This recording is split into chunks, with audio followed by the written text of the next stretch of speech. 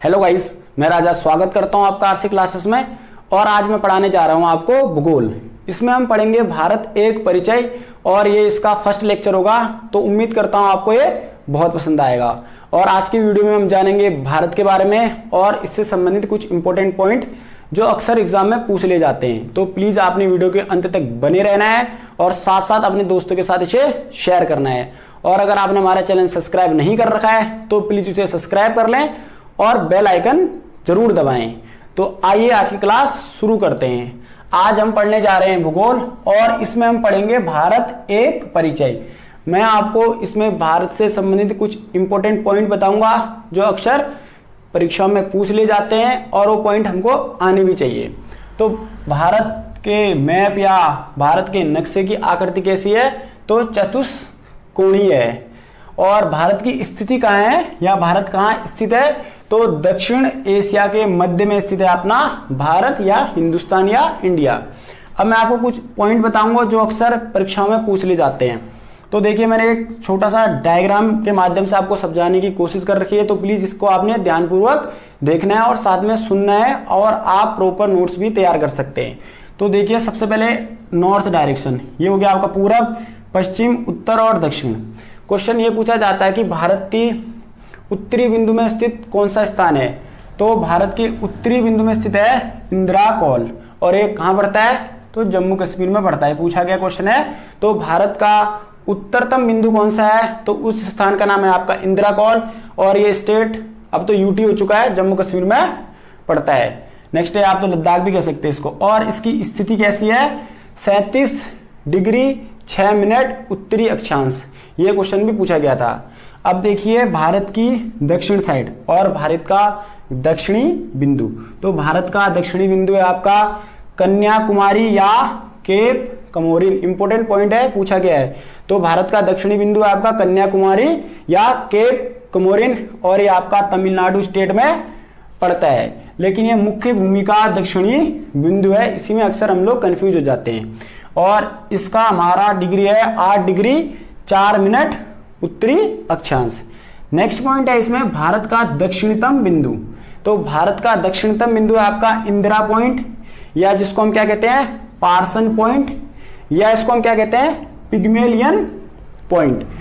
और ये 6 degree 45 minute उत्तरी अक्षांश पर स्थित है। और ये कहाँ स्थित है? आपका ग्रेट निकोबार में स्थित है। कहाँ? ग्रेट निकोबार में स्थित है। ये क्वेश्चन भी पूछा जाता है। इसके बाद देखिए आप पूर्व दिशा और भारत का पूर्वोत्तम बिंदु। तो भारत का पूर्वोत्तम बिंदु आपका किबुथु या कहीं कहीं पे इसको किबुथ लिखा रहता है। तो भारत का पूर्वोत्तम बिंदु आपका किबुथु और ये आपका अरुणाचल प्रदेश में पड़ता है। नेक्स्ट है आपका भारत का पश्चिमी बिंदु। तो ये आपका है गौर माता या गौहर माता और ये आपका गुजरात स्टेट में पड़ता है। तो उम्मीद करता हूं ये पॉइंट आपको समझ में आ चुके होंगे। नेक्स्ट है आपका भारत की स्थिति। नेक्स्ट है इसमें भारत की पूरब से पश्चिम तक की लंबाई। तो उसकी लंबाई आपका 29-33 किलोमीटर। और नेक्स्ट है इसमें उत्तर से दक्षिण की भारत की लंबाई तो है आपका 32-14 किलोमीटर। आपका देखिए पूरब से पश्चिम की लंबाई है 2933 किलोमीटर और उत्तर से दक्षिण है आपका 3214 किलोमीटर। एक क्वेश्चन पूछा जाता है कि इनके बीच अंतर कितना है? तो अंतर इनके बीच है मात्र 281 किलोमीटर। अब हम जानेंगे भारत के अक्षांशी विस्तार के बारे में जो परीक्षाओं में अक्सर पूछ लिया जाता है। तो भारत की मुख्य भूमि का अक्षांशी विस्तार है आपका 8 डिग्री 4 मिनट से 37 डिग्री 6 मिनट उत्तरी अक्षांश और 68 डिग्री 7 मिनट से 97 डिग्री 25 मिनट पूर्वी देशांतर। तो ये भारत की मुख्य भूमि का अक्षांशी विस्तार है और ये परीक्षाओं में पूछा गया क्वेश्चन है। मैंने आपको ये डायग्राम के माध्यम से भी समझाने की कोशिश कर रखी है।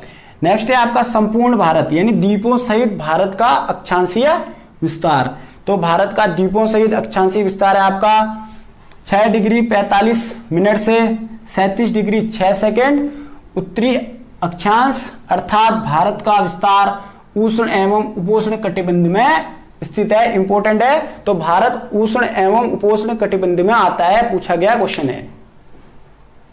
नेक्स्ट पॉइंट है आपका भारत का क्षेत्रफल।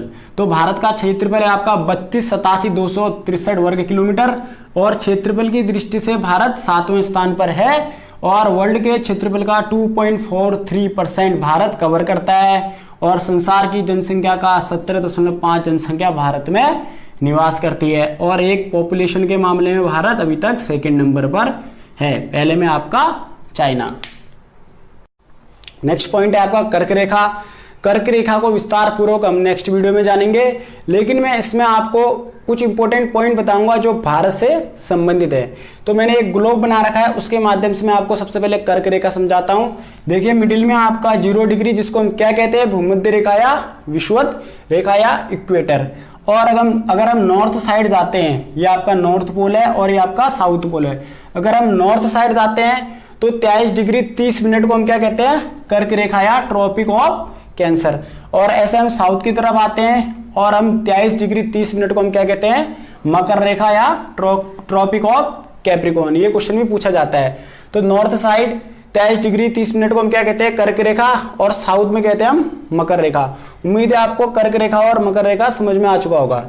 नेक्स्ट है आपका जो इंपॉर्टेंट है, जिसको मैं आपको बताना चाहता हूं कि कर्क रेखा यानी ट्रॉपिक ऑफ कैंसर भारत के 8 राज्यों से होकर गुजरती है और मैं आपको ये ट्रिक के माध्यम से बताऊंगा जो आपको आसानी से याद हो जाएगा।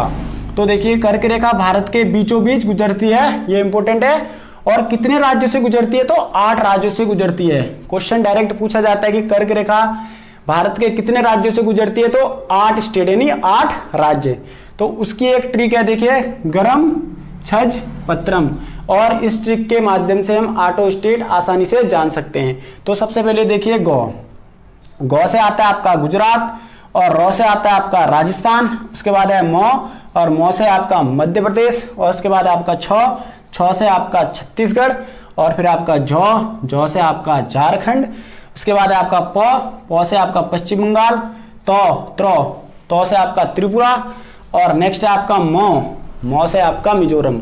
उम्मीद करता हूं ट्रिक के माध्यम से आपको ये आसानी से याद हो गया होगा। और ये भी इंपॉर्टेंट है, लास्ट टाइम उत्तराखंड में पूछा भी गया था, कर्क रेखा के पास स्थित शहर। तो आपको ये कुछ शहर याद करने हैं क्योंकि इनमें से अक्सर क्वेश्चन पूछ ले जाते हैं। तो पहला है आपका भोपाल, दूसरा आपका जबलपुर, फिर आपका उज्जैन, फिर आपका रांची, गांधीनगर, आइजोल, कोलकाता लास्ट टाइम पे आया था, रायपुर और जोधपुर। अगर आपको ये सिटी याद हो जाएंगी तो आप आसानी से याद कर सकते हैं जो शहर कर्क रेखा के पास स्थित है। नेक्स्ट पॉइंट है इसमें इंडियन स्टैंडर्ड टाइम, भारत मानक समय या भारतीय मानक समय। इससे भी एक क्वेश्चन अक्सर पूछ लिया जाता है और इससे 2-3 क्वेश्चन बन जाते हैं। तो सबसे पहले मैं आपको कुछ पॉइंट बताऊंगा जो परीक्षा की दृष्टि से बहुत महत्वपूर्ण है। तो पहला पॉइंट है भारतीय मानक समय ग्रीनविच माध्य GMT समय से 5.5 घंटे आगे। ये क्वेश्चन पूछा गया है। तो कितने घंटे आगे, 5 घंटा 30 मिनट।